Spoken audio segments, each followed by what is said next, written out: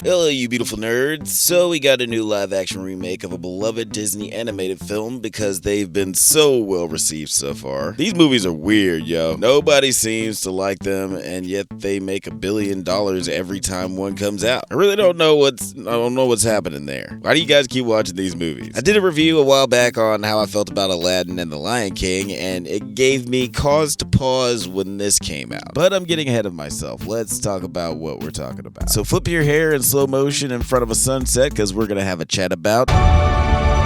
But first, Prelude. In the year of our Lord 1989, Disney released a new animated film called During this time, Disney was in a weird place. It's easy to think of The Little Mermaid, The Lion King, Aladdin, all those classics as an era of Disney just running the gauntlet on kids' movies. But in the 80s, the studio was floundering. Pun totally intended. The animation department was a shell of what it once was, and their movies were routinely getting spanked at the box office by Bluth animated movies like American Tail. Bluth was even going as far as releasing their movies the same day as Disney movies just to be like, audiences like us more, and now you can't deny it. Then one day, wonderfully wonderful genius Ron Clements had the idea of doing the late Walt Disney's passion project that never came to be, an animated adaptation of The Little Mermaid. The studio rejected the idea at first because Jeff Katzenberg was like, no, we just made Splash. Why would we make an animated Splash? Oh, hey, you want to make a sequel to Splash? Eventually, they finally made the decision to make their first Disney princess movie since 1959. And much like how Frozen reinvented the Disney princess, The Little Mermaid redefined what these movies would look and feel like. I bring all this up to show how groundbreaking and innovative and original this movie was during a time where Disney animation was seemingly on its deathbed, just fighting to stay alive. Compared to this one, which is made in the midst of this weird nostalgia-driven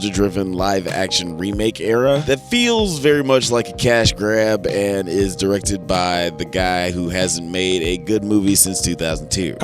Got him. I also say all that to say that this is a very hard movie to watch as just a movie, at least for me. I've been watching this movie my whole life, so it's impossible to watch this movie and not compare it to the original. But let's talk about the 2023 Little Mermaid. This movie is pretty comparable to the original story-wise. I actually had to watch the original again after I saw this, because it had been so long that there were moments where I was like, that's not how it happened in the original. Or was it?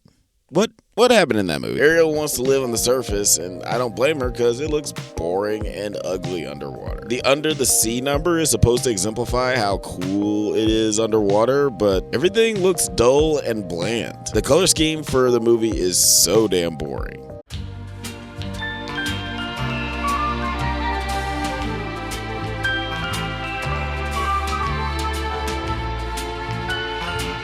When you got the ocean floor, you don't have to wait no more. Don't fuss with TP when you go pee-pee. Are there other parts of your argument besides being able to defecate wherever you want? Weird question, but do mermaids poop?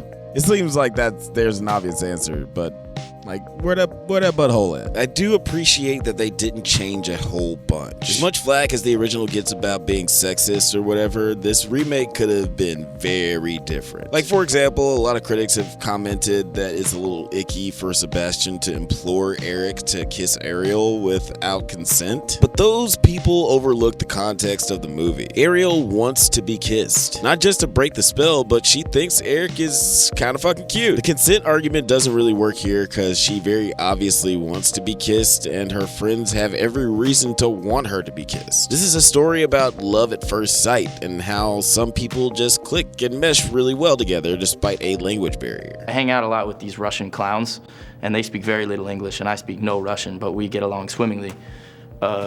Using very few words. Halle Bailey is not bad as the titular character. She obviously sing good, she a good singer, and I personally love Chloe and Halle, but I was not stoked about this casting decision. Just because you can sing doesn't mean you have the chops to carry a whole film yourself. But she wasn't terrible, especially after she reaches the surface world. That's when her performance is at its best. I would posit that the green screen and the being held up by wires and trying to pretend you're swimming stuff probably took away from her performance a bit. like she had too much shit to think about. She was surprisingly good at all the nonverbal communication. I was impressed by how much she was able to convey without dialogue. I heard that she got a lot of flack because she doesn't know how to swim, and people were like, this movie is gonna be terrible. Ariel can't swim? How are they gonna film her underwater scenes? It's a movie, dog. Henry Cavill can't fly either. Haven't we reached the point where we don't have to torture our actors by submerging them in water for minutes on end? The actor playing Eric was pretty good. I will say that I liked how they fleshed out the character of Eric. They give him an actual backstory and a reason why he wants to explore. Could have done without the I Want song specifically, but I like that he wants to interact with new cultures so that his kingdom doesn't lose relevancy. And that tracks as he ends up becoming enamored with a strange woman from a different world. Their relationship was well done, I think. They had pretty good chemistry and they made Ariel less dumb. He teaches her stuff, but she teaches him stuff too, which made it more believable that Eric would fall for her. Melissa McCarthy as Ursula had a strange performance. I say strange because it was almost great. By almost, I mean 50%, so, take that as you will. But I thought that her voice was absolutely phenomenal. When I first heard her, I was like, oh shit, she sounds like fucking Kathy Moriarty. How did she do that? Melissa's about to turn this movie around, y'all. But the performance on her face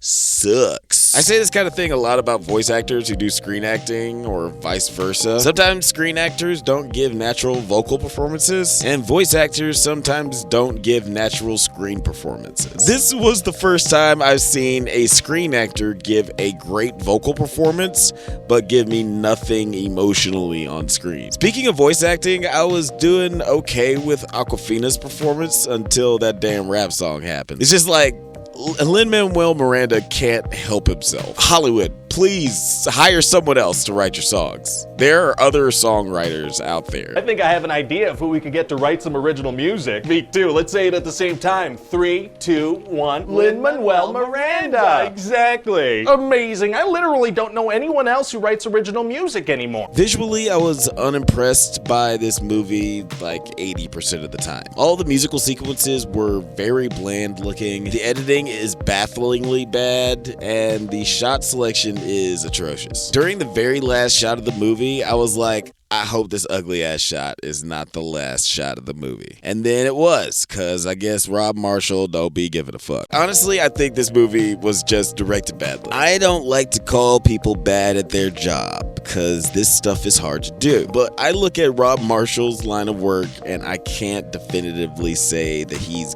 good at his job. Like, after I saw the movie, I immediately had to Bing who the director was, because I was like, who is responsible for this? But you know what? Even though I sound like a curmudgeon, something did happen to me in the theater. During the movie, there was a woman there with her, I would say 4 to 5 year old daughter, who had clearly seen the original cartoon a million times already. And she was all in on this movie. She was dancing in the aisles, she was singing along to the songs. After one of the musical numbers, she turned to her mom and was like, I did it! I sang the song! It was cute, it was adorable. And I told myself that I shouldn't be so hard on this movie, because it's not for me. It's just a kid's movie. But then I thought, motherfuck that. Kids movies don't get a quality pass because they're made for children. Now, these Disney remakes have not been especially groundbreaking. I forgot that they even made a Beauty and the Beast movie until I started working on this video. But there is such a thing as a thoughtful, good movie that's made for kids. Fucking Puss in Boots was one of the best movies that came out last year. I know, I won't shut up about Puss in Boots, but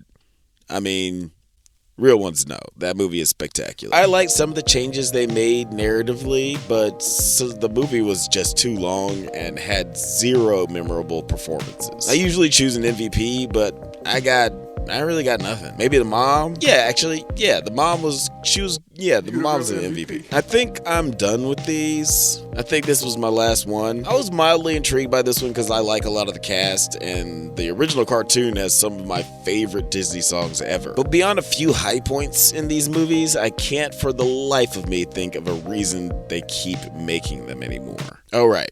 Yeah, that's the reason.